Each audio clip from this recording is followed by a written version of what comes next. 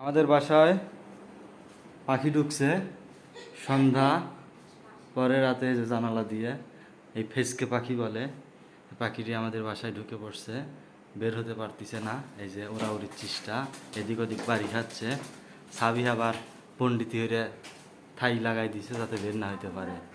এই যে পাখি, এই যে বাড়ানোর খুব চেষ্টা, এই পাশ দিয়ে ঢুকছে ওই জন্য এই পাশ দিয়া বের হয়ে আমি জান্না খুলে দিলাম। এখন দেখা যাক বের হইতে পারে কিনা। কোন রুমে গেল? এই যে ফেসকে পাখি,